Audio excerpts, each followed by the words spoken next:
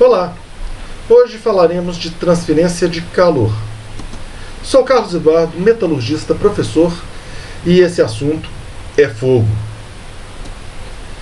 Existem 3 mecanismos de transporte pelos quais o calor pode ir de um ponto A até um ponto B. São eles a condução, a convecção e a radiação. Na condução, existe um meio por onde o calor se transfere, mas não é necessária a existência de movimento macroscópico da matéria. Aqui a gente tem o aquecimento de uma chapa, ou de uma barra aqui com o sujeito segurando e dando piti porque está ficando quentinho. O valor da quantidade de calor, do fluxo de calor por condução, ele pode ser determinado a partir dessa equação.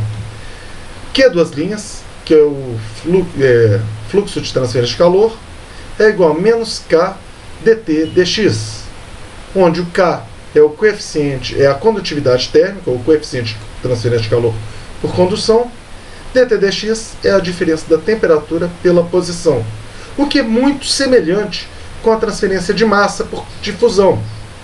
Afinal, o mecanismo de transporte é o mesmo. Bom, só chamando a atenção aqui para um detalhe, essa equação me dá o Q duas linhas, que é o fluxo de transferência de calor. Se eu quiser a quantidade de calor transferido, basta multiplicar pela área superficial por onde esse calor está sendo transferido, que aí, em vez de ser watt por metro quadrado, será watt. Esse gráfico, essa imagem, mostra a ordem de grandeza das condutividades térmicas dos mais diversos grupos, classes de materiais. E a gente percebe, como já sabia, todo mundo já deve ter isso, nem que seja intuitivamente, que os metais puros são excelentes condutores, enquanto os gases são ótimos isolantes térmicos. Esse gráfico ele mostra como que a condutividade térmica varia com a temperatura. Se a gente aquece, por exemplo, um aço inoxidável AISI 304, a condutividade térmica do material aumenta. Enquanto, se eu estiver aquecendo um aço normal, a condutividade térmica diminui. E os comportamentos de transferência de calor, os comportamentos das condutividades térmicas variam tanto quanto a quantidade de materiais que a gente tem. Já na convecção, além de existir um meio, é necessário que exista movimento macroscópico da matéria. Existem tanto as convecções natural quanto a convecção forçada. No caso aqui, se eu estou aquecendo essa água, nessa cafeteira onde está a pobre da bestinha Dory, a água, quando ela aquece, sua densidade diminui, com a densidade menor ela tende a ir para a superfície, e isso gera um movimento convectivo natural. Já essa peixinha, quando ela perceber o quanto que ela está perdida nessa água quente, ela vai começar a nadar que nem uma louca, criando uma convecção forçada.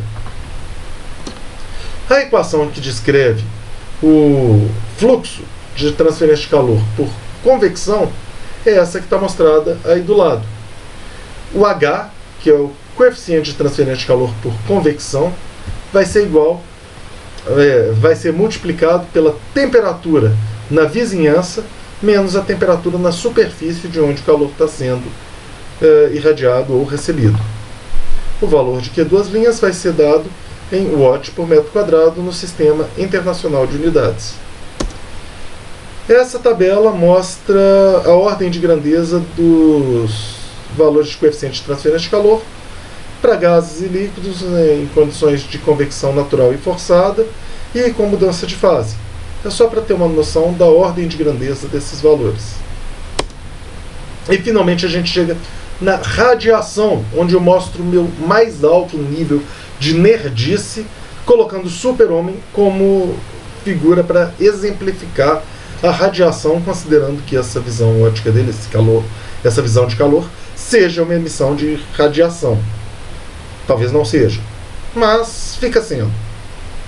Bom, para que haja a radiação, não é necessário nem que exista um meio e muito menos movimento macroscópico de matéria. Afinal, o calor do Sol chega na Terra por radiação através do vácuo. No vácuo não vai ter movimento macroscópico de matéria, porque não existe matéria. O fluxo de calor por radiação, ele pode ser determinado por essa primeira equação, que é Epsilon, que multiplica sigma, temperatura da superfície a quarta, menos a temperatura da vizinhança a quarta, onde o Epsilon é a emissividade do corpo. Mas com uma pequena forçação de barra, com os ajustes algébricos assim, a gente consegue chegar nessa equação de baixo, que nos dá a quantidade de calor transferido como HATS menos T vizinhança. O H é o coeficiente de transferência de calor por radiação, o A é a área da superfície, o TS é a temperatura da superfície e o T sur é a temperatura da vizinhança. Essa equação é muito parecida com aquela de transferência de calor por convecção. Por que isso? É porque existe um dos mecanismos mais interessantes, uma das ferramentas mais interessantes para se fazer dimensionamento de sistemas de transferência de calor, que é a analogia elétrica da transferência de calor. Qualquer um, até um metalurgista como eu, conhece a lei de Ohm. É a que diz que a corrente vai ser igual à diferença de potencial sobre a resistência. Pois bem, para a transferência de calor, a gente tem que o fluxo, a quantidade de calor transferido, que é o Q, está no lugar da corrente, ele vai ser igual ao T infinito 1 menos T infinito a quarto, que é um ΔT, é uma diferença de potencial térmica que está tomando o lugar da da diferença de potencial elétrico, dividido por uma resistência térmica. E essa resistência térmica, ela é calculada para convecção e para radiação como 1 sobre HA. Já para condução, ela vai ser L, que é o comprimento pelo qual o calor está sendo transferido, dividido pelo K vezes o A, que é a constante de transferência de calor por difusão, condutividade térmica, vezes a área.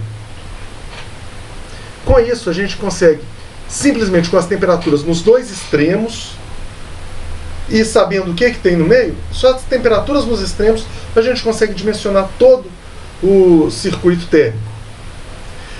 Quem precisa de mais informações pode consultar nesse livro, que é o Fundamentos de Transferência de Calor e de Massa, do Incropera.